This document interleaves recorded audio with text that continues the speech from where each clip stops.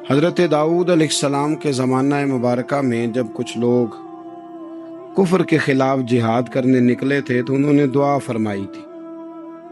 دعا کے الفاظ بڑے خوبصورت ہیں، قرآن مجید کا تو حرف حرف ہی بڑا پیارا ہے اور لفظ لفظ ہی بڑا حسین ہے۔ کہا ربنا افرغ علینا صبرا، اے اللہ ہم پر صبر انڈیل دے، اللہ ہم پر صبر انڈیل دے، ہمارے اوپر صبر بھیج دے، ڈال دے ہمارے اوپر صبر۔ وثبت اقدامنا، اور ہمارے پیر جما دے۔ فانصرنا علی القوم الکافرین، اور کافروں کے مقابلے میں ہماری مدد فرما، کافروں کی قوم پر ہماری مدد فرما۔ اے اللہ ہم پر صبر انڈیل دے اور ہمارے پیروں کو استقامت عطا کر دے۔ جہاد زندگانی میں جب انسان نے سفر کرنا ہے نا، تو اگر وہ کمزور پڑے گا تو سفر نہیں کر سکے گا، گھبرا جائے گا تو سفر نہیں کر سکے گا۔ کیا کہا تھا اقبال نے؟ تندی باد مخالف سے نہ گھبرا اے عقاب، یہ تو چلتی ہے تجھے، یہ تو چلتی ہے تجھے اونچا اڑانے کے لیے، اونچا اڑانے کے۔ میں نے سنا ہے، مجھے پکا نہیں پتا، میں نے سنا ہے کہ ہوا تیز ہو تو جہاز کی سپیڈ لوگ بڑھا دیتے ہیں۔ مخالف سمت اگر ہوا تیز ہو تو جہاز کی سپیڈ، یعنی وہ اگر تیز چل رہی ہے تو ادھر سے بھی تیز چلے گی تو اس کا سینہ ذرا جلدی چیرا جائے گا اور آگے بڑھے گی۔ صبر اور استقامت، اگر آپ نے زندگانی میں آگے بڑھنا ہے تو ان دو چیزوں کا وجود آپ کے ساتھ ہونا بڑا ہی ضروری ہے۔ ہمارے مزاجوں میں بڑی جلدی بے صبری آ جاتی ہے، پائے سے بات نہیں ہوتے، کسی بات میں ٹھہراؤ نہیں ہوتا، طبیعت کے اندر وہ والا مزاج نہیں ہوتا جو انسان کو آگے لے کے چلتا ہے، جو اس کو آگے بڑھاتا ہے۔ اگر آپ نے آگے بڑھنا ہے تو پھر ذرا آپ میں کے مزاج میں ٹھہراؤ ہونا چاہیے، پھر ذرا تھوڑا سا سکون ہونا چاہیے۔ میرے رسول کریم علیہ السلام کی خدمت میں ایک شخص نے عرض کیا تھا، یا رسول اللہ صلی اللہ تعالی وسلم، مجھے کوئی ایسی نصیحت کر دے کہ پھر مجھے کسی اور سے پوچھنے کی ضرورت نہ رہے۔ تو حضور نے ایک ہی جملہ کہا، فرمایا جب تو نے کہا نا کہ اللہ میرا رب ہے، پھر ڈٹ جا، پھر اس پہ ڈٹ جا، پھر کھڑا ہونا سی۔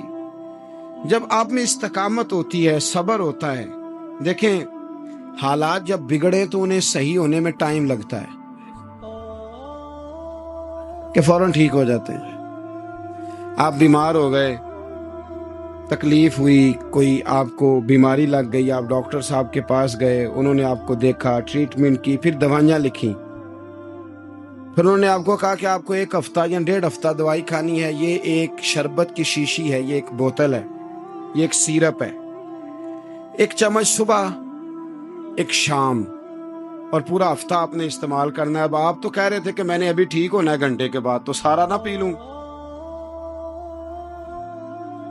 سیرپ سارا نہ پی لوں ابھی، اور 1.5 ہفتے کی دوائی ابھی نہ کھا لوں، تھوڑی تھوڑی کر کے بھی تو کھانی ہے نا، ساری کٹھی نہ کھا لوں، ہو جائیں گے ٹھیک؟ کیا خیال ہے آپ کا؟ نہیں ہوں گے۔ کیوں؟ اس لیے کہ جس ترتیب سے ڈاکٹر نے آپ کو بتلایا ہے، آپ کا وجود اسی ترتیب سے اسے قبول کرے گا۔ آپ کا جو وہ مرض ہے وہ اسی ترتیب سے بہتر ہوگا جس ترتیب سے ڈاکٹر نے، طبیب نے، حکیم نے آپ کو بتلایا ہے، اسی مرتب ترتیب سے آپ نے اس کو دوا کو استعمال کرنا ہے، تو اسی ترتیب سے وہ سارے معاملات ٹھیک ہوں گے۔ اب آپ کا تو منشا تھا کہ میں نے سویرے فوراً اٹھنا ہے اور میں نے دوا کھانی ہے تو میں نے فٹافٹ ٹھیک ہو جانا ہے، تو بھئی یہ آپ کی منشا تو ہے، لیکن حکمت کا تقاضا یہ نہیں ہے۔ حکمت کا تقاضا یہ ہے کہ آپ کو 1 گولی کھانی ہے، 1 چمچ سیرپ کا پینا ہے، آپ کو مناسب پرہیز کرنا ہے، اس کے بعد جا کے آپ کی طبیعت ٹھیک ہوگی۔ لیکن اگر آپ کا یہ پروگرام بن گیا ہے کہ نہیں میں نے تو شام کو ہی ٹھیک ہونا ہے، تو یہ ممکن ہے نہیں ہے۔ اس کے لیے آپ کو ذہنی طور پر تیار ہونا چاہیے، آپ کو سمجھنا چاہیے کہ بہت ساری چیزیں ایسی ہوتی ہیں جنہیں وقت دینا پڑتا ہے، بہت سارے حالات ایسے ہوتے ہیں جنہیں ٹائم دینا پڑتا ہے، وہ اپنے وقت پر جا کے چیزیں درست ہو جاتی ہیں۔ لیکن ہم چاہتے ہیں کہ ہم ابھی کریں، سویرے کریں، شام کریں، وہ کئی دفعہ صحیح کرنے کی بجائے ماحول کو ہم خراب کر لیتے ہیں. انہیں وقت دیں، انہیں ٹائم دیں، انہیں موقع دیں. میرے رسول کریم صلی اللہ تعالی علیہ وآلہ وسلم ہجرت سے چند دن پہلے نا خانہ کعبہ کو اندر سے دیکھنے کا دل کیا میرے نبی پاک کا. کیا مجھے مکہ چھوڑ کے مدینہ طیبہ جانا ہے تو میں ذرا کعبہ معظمہ کے اندر سے زیارت کر لوں. عثمان بن طلحہ ایک شخص تھا جو کلید بردار تھا، جس کے پاس خانہ کعبہ کی چابی ہوتی تھی. حضور صلی اللہ تعالی علیہ وسلم نے اس سے کہا کہ بھائی چابی ذرا دے دو، میں خانہ کعبہ کے اندر سے زیارت کرنا چاہتا ہوں. کہنے لگا کوئی اور ہوتا تو میں دے دیتا، آپ کو نہیں دوں گا. معاذ اللہ ثم معاذ اللہ. میرے رسول پاک کی بات نہ ستارے بھی مانتے ہیں، چاند بھی مانتا ہے، سورج بھی مانتا ہے. حضور اگر سورج کو کہنا واپس آ، حضرت علی نے نماز پڑھنی ہے تو وہ آ جاتا ہے. اور اگر حضور فرما دیں چاند کو 2 ٹکڑے ہو جا تو وہ 2 ٹکڑے ہو جاتا ہے. سورج بھی بات مانتا ہے، چاند بھی بات مانتا ہے. یہ سارے میرے رسول کریم علیہ السلام کے غلام ہیں. جہاں جہاں تک رب کریم کی خدائی ہے وہاں میرے حبیب کی مصطفائی ہے. حضور وہیں چاہتے نا وہیں چاہتے. تو حضرت عمر اگر حکم دیں تو زمین تیل واپس کرتی ہے، تو حضور حکم دیتے تو وہ کافر اندر دھنسا لیتی زمین. سارا کام اسی وقت ہو جاتا. لیکن حضور نے کیا فرمایا؟ جب عثمان بن طلحہ نے کہا نا کہ آپ کو چابی نہیں ملے گی، اللہ کے رسول نے فرمایا عثمان ایک وقت آئے گا جب یہ چابی تجھ سے میں لوں گا، اور جس کو میرا دل کرے گا میں اسے دوں گا. ایک وقت آئے گا کہ یہ میں تجھ سے لوں گا، اور پھر جس کو میرا دل چاہے گا میں اس کو وہ چابی دوں گا. میرے نبی کریم رؤوف الرحیم سید عالم صلی اللہ علیہ وسلم نے وقت دیا. کتنا وقت لگا؟ 2 دن، 4 دن، 5 دن، 10 سال لگ گئے. حضور نے مکہ کو فتح کیا، حضور تشریف لائے. وہی چابی عثمان بن طلحہ کے پاس تھی. محبوب کریم نے بت توڑنے تھے، کعبہ کو ان سے پاک کرنا تھا. فرمایا لاؤ نا چابی کدھر ہے؟ عثمان کہتے ہیں حضور نے تو بات نہیں جتلائی، پر مجھے وہ لفظ یاد تھے کہ عثمان ایک وقت آئے گا. ایک سمجھیے گا بات کو، ایک وقت آئے گا جب چابی میں لوں گا، اور پھر جس کو میرا دل کرے گا میں اسے. پھر وقت آ گیا، پھر حضور نے چابی لے لی، پھر نبی پاک نے بت توڑے. پر قربان جاؤں مدینے والے محبوب کے طریقے پر، فدا ہو جائیں حضور علیہ الصلوۃ والسلام کے کمال درگزر پر. جب حضور فارغ ہوئے نا بیت اللہ کو صاف کر کے، تو فرمایا کدھر ہے ابھی عثمان بن طلحہ؟ وہ آئے تو حضور فرمانے لگے یہ چابی پہلے تیری خاندانی وراثت تھی، پھر میں نے اپنے وعدے کے مطابق لے لی، اب میں تمہیں واپس کر رہا ہوں. اب یہ چابی میں تمہیں واپس کر رہا ہوں، میں یہ چابی میں تمہیں دے رہا ہوں. لہٰذا اب تیری نسل سے بھی قیامت تک کوئی نہیں لے گا، میں تمہیں یہ چابی دے رہا ہوں. تو بھائی وقت کا انتظار کریں. اور عثمان بن طلحہ کہتے ہیں میں نے حضور کا یہ کمال کرم دیکھا تو میں کلمہ ہی پڑھ گیا، میں مسلمان ہی ہو گیا. وقت کو دیکھیں، وقت کا انتظار کریں، آنے والا ٹائم دیکھیں. ہم نا ٹائم نہیں دیتے، ہمیں جلدی بڑی ہے. کاروبار ٹھیک ہو جائے تو شام کو ہو جائے، بچہ تندرست ہو جائے تو پھر شام کو ہو جائے، مخالفین ٹھیک ہو جائیں تو شام کو ہو جائیں. ہمارے سارے کام شام سے پہلے پہلے، بلکہ جو ولی بننا چاہتا ہے وہ بھی کہتا ہے 1.25 گھنٹے میں بنا دو، لیٹ نہ کرو. کیونکہ بہت سارے تو کہتے ہیں یہ ایک نظر کریں. میں نے کہا آپ کوئی عمل بھی کریں نا، آپ تھوڑی محنت بھی کریں نا. کہتے ہیں ایک نظر کریں.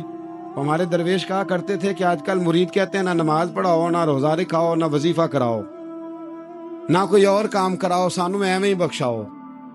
تو بھئی اللہ نے خود 5 نمازیں فرض کی ہیں، رمضان کے روزے فرض کیے ہیں، زکوٰۃ فرض. تو جب اللہ نے ذمہ داریاں لگائی ہیں تو پھر کون ہے جو بغیر ذمہ داریوں کے آگے جائے؟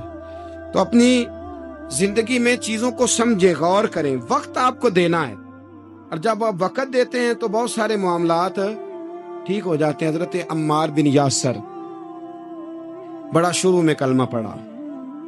ان لوگوں نے بڑی تکلیفیں اٹھائیں جنہوں نے آغاز اسلام میں کلمہ پڑھا. حالات اور طرح کے تھے. میرے حضور کو بڑی اذیتیں دی جاتی تھیں. ابو لہب، عقبہ بن ابی معیط، یہ حضور کے 2 ہمسائے تھے.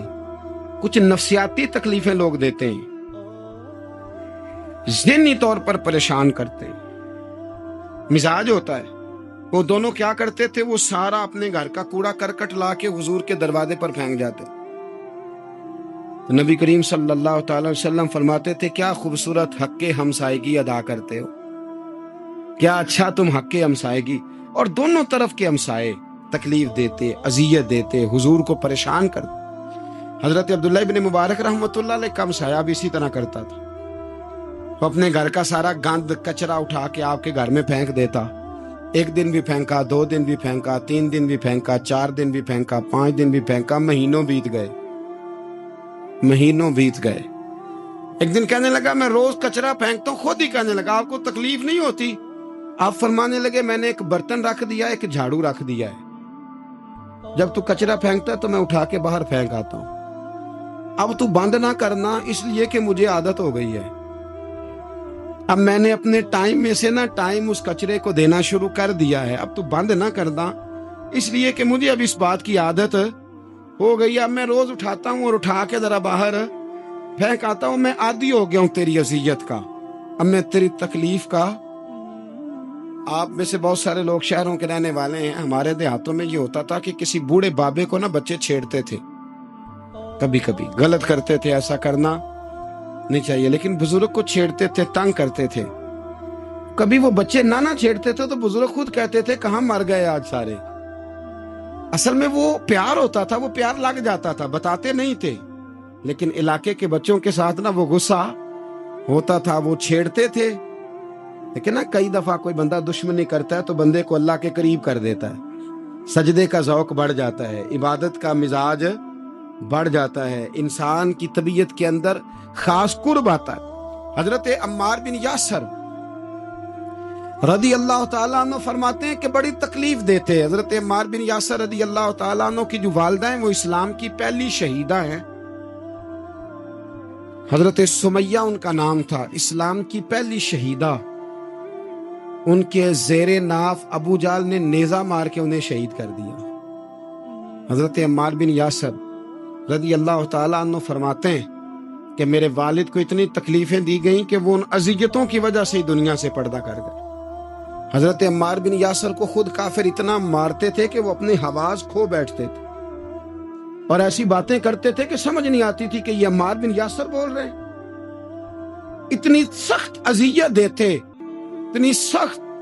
دکھ قبول محمد بخشا، راضی رہن پیارے، دکھ قبول محمد بخشا، بس راضی رہن۔ اتنی تکلیف دیتے کہ حضرت عمار بن یاسر حواس کھو بیٹھتے، تکلیف میں آتے، بڑا سہا، بڑا برداشت کیا۔ ایک دن میرے رسول پاک تشریف لائے اور حضور نے کہا او آل یاسر میں تمہیں مبارک دینے آیا ہوں، رب کریم نے تمہارے لیے جنت میں مکان بنا دیے ہیں۔ حضور نے تمہارے لیے، اللہ نے تمہارے لیے جنت میں مکانات، تمہیں مبارک ہو، تمہاری اذیتیں، تمہاری تکلیفیں، تمہارے درد، تمہاری راتیں کام آ گئیں، مالک نے تمہارے لیے مکانات بنا دیے ہیں، حالات ٹھیک کر دیے ہیں، طبیعتوں میں بہتری آ گئی ہے۔ میرے محبوب کریم رؤوف الرحیم سید عالم نور مجسم شفیع معظم آقا دو عالم صلی اللہ تعالی علیہ وسلم نے انہیں خوشخبری سنا دی۔ حضرت عمار کہتے ہیں پھر حالات بدلے، پھر میں نے جو مجھے اذیتیں دینے والے تھے میں نے انہیں گڑھوں میں گرتے دیکھا۔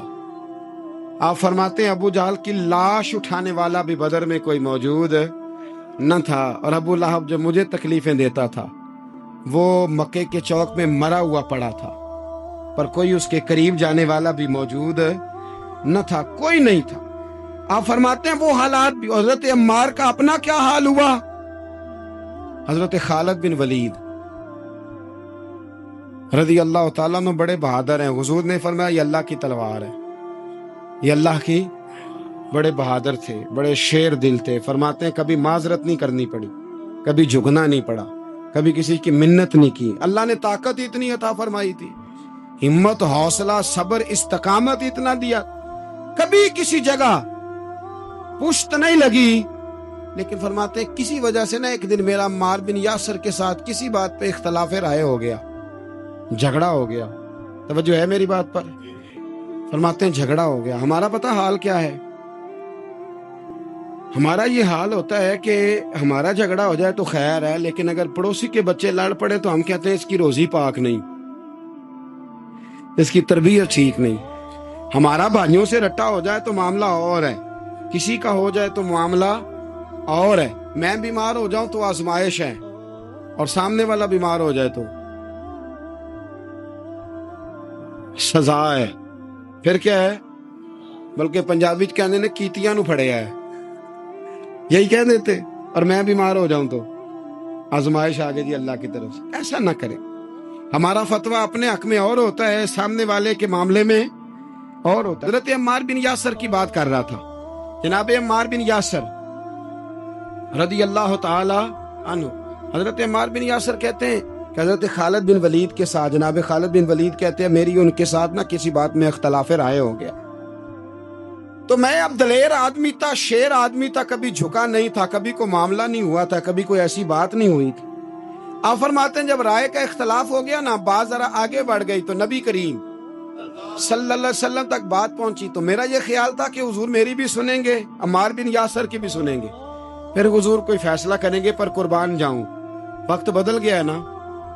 اب بہت بڑے چودھری ہیں، بڑے سردار ہیں، بڑے سپہ سالار ہیں حضرت خالد بن ولید، پر وقت بدل گیا. تو حضرت خالد بن ولید کہتے ہیں جب میں نے نبی کریم کی بارگاہ میں بات عرض کی، حضور تک بات پہنچی، تو میرے مصطفیٰ نے موٹی سی بات ارشاد فرمائی. رسول کریم فرمانے لگے بھئی بات مختصر سی ہے، جس نے عمار کو راضی کر لیا اس نے مجھے راضی کر لیا، اور جس نے اسے ناراض کیا اس نے مجھے ناراض کیا. فرماتے ہیں بس میری قیمت پڑ گئی، میرا قد اونچا ہو گیا. حضرت خالد بن ولید کہتے ہیں میں نے بھی کہا اب بات کیا کرنی ہے، اب تو گزارش ہی کرنی ہے، اب مدعا کیا سنانا ہے، اب تو بات کرنی ہے. فرماتے میں آگے بڑھا، اور جیسے بھی ہوا میں نے حضرت عمار بن یاسر کو راضی کیا. حضرت عمار کہتے ہیں ایک وقت وہ تھا اور ایک وقت یہ ہے. جب دونوں وقتوں کو دیکھتا ہوں تو کہتا ہوں الحمدللہ رب العالمین. یہ ساری تعریفیں اس رب کے لیے ہیں جو تمام جہانوں کو پالنے والا. وقت دیں معاملات کو، ٹائم دیں. آپ دیکھیں اللہ تبارک و تعالی بڑا کریم ہے. وقت کے ساتھ جب چیزیں تبدیل ہوتی ہیں اپنے ٹائم کے. حضرت بلال حبشی رضی اللہ تعالی، بڑا مشکل نہیں، اکیلا آدمی، غریب آدمی، مکے کے سارے سرداروں کے قابو آ گیا.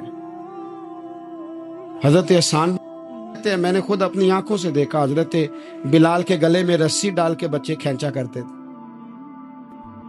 یار خاصا مشکل کام نہیں. امیہ بن خلف ڈنڈوں سے مارتا ہے، آپ کے ہاتھ اور پیر چارپائی کے نیچے رکھ کے تو اوپر بیٹھے رہتے بڑی بڑی دیر.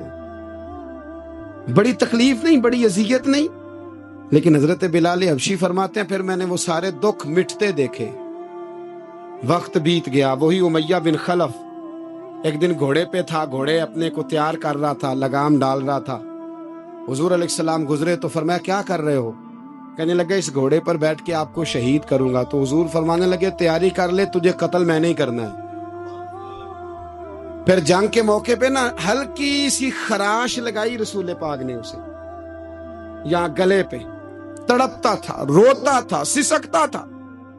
لوگ کہتے تھے امیہ کیا ہو گیا، اتنا سیانا بندہ یہ کیا کرتا ہے؟ تو کہنے لگا تمہیں پتا نہیں مجھے تکلیف کتنی ہے. ضرب تو چھوٹی ہے پر تمہیں پتا نہیں لگائی کس نے ہے تو چھوٹی پر تمہیں خبر نہیں کہ لگائی کس نے ہے، کس نے یہ ضرب لگا دی ہے.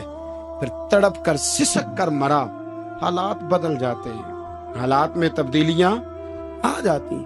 ہم وقت نہیں دینا چاہتے. ہمارے اندر جو حوصلے کی کمزوری ہوتی ہے، ہمارے اندر جو وہ ایک بہت بڑا معاملہ ہوتا ہے کہ کسی بھی طریقے سے یہ معاملہ ختم ہو، کسی بھی طریقے سے شفا ہو، جلد از جلد ہم اس بات سے نکلیں، تو یہ بات ہماری درست نہیں ہے. ہمیں وقت دینا چاہیے. حضرت سیدنا عاصم بن ثابت بن قیس بخاری میں بھی موجود ہے، اور بھی بہت ساری کتب میں یہ روایت موجود ہے. حضرت عاصم بن ثابت بن قیس رضی اللہ تعالیٰ عنہ، آپ نے نا جنگ احد میں بڑی دلیری کے ساتھ آپ لڑے تھے. 2 لوگوں کو آپ نے قتل کیا تھا، مصافے اور حارث کو.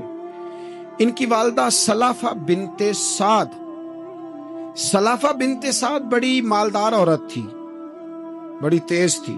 اس نے قسم کھائی تھی کہ میرے 2 بیٹے چونکہ حضرت عاصم بن ثابت نے قتل کر دیے، اس نے قسم کھائی تھی کہ میں نہ معاذ اللہ انہیں قتل کراؤں گی اور ان کی گردن اترواؤں گی اور ان کی کھوپڑی میں شراب بھر کے پیوں گی۔ جملے بولنے والے کئی دفعہ بڑا ہی بول جاتے ہیں۔ حضرت عاصم بن ثابت بن قیس رضی اللہ تعالی، سلافہ بن سعد کہنے لگی کہ میرے بیٹے چونکہ انہوں نے قتل کیے تو 100 اونٹ دوں گی جو انہیں شہید کرے گا، اور پھر میں معاذ اللہ ان کی گردن اتروا کے کھوپڑی کے اندر شراب بھر کے پیوں گی۔ حضرت عاصم بن ثابت بڑے بہادر تھے، قابو نہ آ سکے۔ کافروں نے ایک چال چلی کہ مدینے سے کچھ مبلغ مانگے تبلیغ کرنے کے لیے، بطور مبلغ کو مانگا، لیکن رستے میں بددیانتی کی، جھوٹ بولا، ظلم کیا، انہیں گرفتار کیا، اور گرفتار کر کے معاذ اللہ تعالیٰ انہیں بیچنا چاہا۔ حضرت عاصم بن ثابت کہنے لگے میں میدان کا آدمی ہوں، میں قید ہونے سے لڑائی کرنے کو بہتر سمجھتا ہوں، میں کفار کا قیدی ہونے سے شہید ہونے کو فضیلت دوں گا۔ تلوار نکال لی، نیزے نکال لیے، لڑنے لگے۔ اب اکیلا آدمی اور سامنے درجنوں بیسیوں لڑنے والے، سب کا رخ جب انہی کی طرف ہوا تو حضرت عاصم بن ثابت بن قیس رضی اللہ تعالیٰ عنہ سمجھنے لگے اب شہید ہو جاؤں گا، تو آپ نے ایک دعا مانگی، کہنے لگے اے اللہ میرے بدن کی حفاظت کرنا، اے اللہ میرے وجود کی حفاظت کرنا، گویا میری لاش کی یہ بے حرمتی نہ کرے، اللہ حفاظت کرنا۔ شہید کر دیے گئے۔ جیسے ہی آپ شہید ہوئے تو اب وہاں تو منت یہ تھی نا معاذ اللہ کے گلا کاٹیں گے اور معاذ اللہ کھوپڑی میں شراب پیئیں گے۔ انہوں نے دعا کر دی، یا اللہ حفاظت کرنا۔ آپ سب بھی دعا کریں، یا اللہ ہماری حفاظت فرما، اے اللہ دنیا میں بھی حفاظت فرما، قبر میں بھی حفاظت فرما، حاسدوں سے، شریروں سے، مفسدوں سے، اے اللہ حفاظت کرنا۔ یہ دعا فرمائی۔ جب آپ شہید کر دیے گئے نا، لاش مبارک قریب تھی، تو کافر گردن کاٹنے کے لیے آگے بڑھے تو سینکڑوں کی تعداد میں شہد کی مکھیاں آ گئیں، انہوں نے گھیرا ڈال لیا سارے وجود کو۔ اب کتنی کو مکھیاں اڑائیں؟ 1 کو اڑاتے ہیں 10 اور آ جاتی ہیں، 2 کو اڑاتے ہیں 10 اور ان کا خیال تھا شاید وجود کاٹنے آئی ہیں۔ وہ چلے گئے، کہنے لگے شام کو جب مکھیاں چلی جائیں گی تو دوبارہ آئیں گے۔ لیکن جب مکھیاں اڑی تو انہوں نے وجود کو چھوا بھی نہیں تھا، انہوں نے وجود کی حفاظت کی، دعا مانگی تھی، اے اللہ ان سے میری حفاظت فرما، مجھے ثابت قدم رکھ۔ مکھیوں نے وجود کو چھوا بھی نہیں، اور جب رات ہوئی تو نہ بادل تھے، نہ پانی تھا، نہ ہوا تھی، لیکن اللہ نے پانی بھیجا، بارش آئی، اور حضرت عاصم بن ثابت کی لاش کو بہا کے لے گئی، وجود بہا کے لے گئی۔ سویرے ڈھونڈتے رہے پر ان کا وجود کسی کو ملا۔ بعد مرن دے مکھڑا میرا ہو جاوے جے تازہ، پھر سمجھ لینا محبوب میرے نے آن پڑے ہے جنازہ، پھر سمجھ لینا محبوب میرے نے آن پڑے ہے۔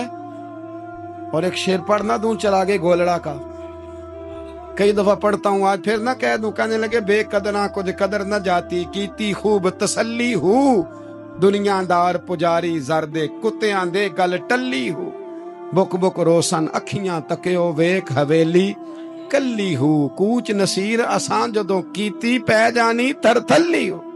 تو یاد رکھ میرے بھائی، جب آپ ثابت قدم، حضرت خباب رضی اللہ تعالی عنہ، بخاری میں ذکر ہے، کتب حدیث میں، کتب سیرت میں ذکر، حضرت خباب رضی اللہ تعالی عنہ نے اس وقت کلمہ پڑھا جب ابھی 5 لوگ کلمہ پڑھتے تھے، کل بندے السابقون الاولون۔ آپ فرماتے ہیں جس عورت کا میں غلام تھا نا، ام انمار اس کا نام تھا، وہ مجھے بڑی سخت سزائیں دیتی تھی۔ آپ لوہار کا کام کرتے تھے، سلاخیں، آپ کو پتہ ہے لوہار سلاخ رکھتا ہے پہلے آگ میں، بھٹی میں، پھر وہ جب پوری طرح تپتی ہے پھر کچھ بنتا ہے، لوہار کا کام کرتے تھے۔ آپ فرماتے ہیں ام انمار میرے ساتھ یہ کرتی کہ مجھے سخت اذیت دیتی، کلمہ چھوڑنے پر مجبور کرتی۔ ایک دفعہ تو ایسے ہوا کہ اس نے کافروں کی ڈیوٹی لگائی، میں گلی سے گزر رہا تھا، مجھے نہیں پتا تھا ان کی پہلے سے تیاری ہے، انہوں نے کوئلے جلا کے رکھے ہوئے تھے، مجھے پکڑا، میرا کرتا زبردستی اتارا، کوئلوں پہ لٹا دیا اور میرے وجود پر وزنی پتھر رکھ دیے۔ فرماتے ہیں میری چربی پگھلی تو کوئلے بجھے۔ یہ شہادت گاہ الفت میں قدم رکھنا لوگ آسان سمجھتے ہیں مسلمان ہونا، زخم پہ زخم کھا کے جی خون نے جگر کے گھونٹ پی، آہ نہ کر لبوں کو سی، یہ عشق ہے کوئی دل لگی نہیں، اس میں بڑی برداشت کرنی پڑتی ہے۔ آپ فرماتے ہیں کہ حضور علیہ السلام نہ خانہ کعبہ کی دیوار کے ساتھ ٹیک لگائے بیٹھے تھے، میں ایک دن حاضر، مجھے بڑی تکلیف دیتے تھے، کہتے ہیں جب میں کام کر رہا ہوتا تھا تو میری مالکن آتی تو وہ نکال کے نا سلاخ تو میرے سر پہ رکھ دیتی، میرا سارا وجود زخمی تھا۔ حضور خانہ کعبہ کی دیوار سے ٹیک لگائے بیٹھے تھے، میں حاضر ہوا تو محبوب کریم بھی اٹھے، تو حضور علیہ السلام سے میں نے عرض کی حضور دیکھیں مجھے کتنی تکلیف دی جاتی، تو ابھی فرمانے لگے بس اتنی، فرمایا تم سے پہلے لوگوں کے سروں پر آرے رکھ کے 2 حصوں میں چیر دیا جاتا تھا، لوہے کی کنگھیوں سے ان کے وجود ادھیڑ دیے جاتے تھے، پر وہ سی نہیں کرتے تھے، اف نہیں کرتے تھے، میں خبردار بس اتنی۔ اور پھر میرے حضور نے ہاتھ اٹھائے کہا اے اللہ خباب کی مدد فرما، اے اللہ خباب کی، اتنے لفظ ادا کی۔ حضرت خباب کہتے ہیں پھر میں نے وقت کو وقت دیا، پھر میں نے حالات کو وقت دیا، پھر میں نے اپنے محبوب کی دعا کو قبول ہوتے دیکھا۔ فرماتے ہیں وہ میری مالکن جو مجھے تکلیف دیتی تھی، اذیت دیتی تھی، پھر اس کا حال یہ تھا کہ اس کے سر میں درد اٹھا، اور جس طرح کتا چیختا ہے جب اسے مارا جاتا ہے تو وہ چلاتا ہے، اس طرح وہ آوازیں نکالتی۔ پھر وہ بہت بڑے طبیب کے پاس گئی تو اسے کسی نے کہا کہ لوہے کی سلاخوں سے اپنے سر کو دگوایا کر، داغ دیا کر، اسے جلایا کر جگہ جگہ سے، تاکہ تیرے اندر کا درد ختم ہو۔ تو آپ فرماتے ہیں پھر لوگوں میں نے صبر اور استقامت کا رزلٹ دیکھا کہ وہ جو مجھے بطور سزا میرے سر پہ سلاخیں رکھتی تھی، پھر وہ بطور دوائی منگانے لگی، میں سلاخ گرم کر کے لاتا اس کے سر پہ رکھتا، فرماتے ہیں پھر اسے سکون ہوتا، پھر وہ تڑپتی، اور چونکہ مجھے تو وقت یاد تھا نا، کہتے ہیں لیکن میں مصطفیٰ کریم کا کلمہ پڑھتا تھا، میں نے کبھی دوبارہ پلٹ کر اسے یہ بات یاد نہ کرائی۔ آپ وقت دیں، ماحول کو ٹائم دیں، آپ دیکھیں، ہاں یہ ضرور دیکھ لیں کہ آپ کے ضمیر کے اندر کوئی ایسی بات تو نہیں، کوئی ایسا معاملہ تو نہیں کہ جہاں آپ غلط ہیں۔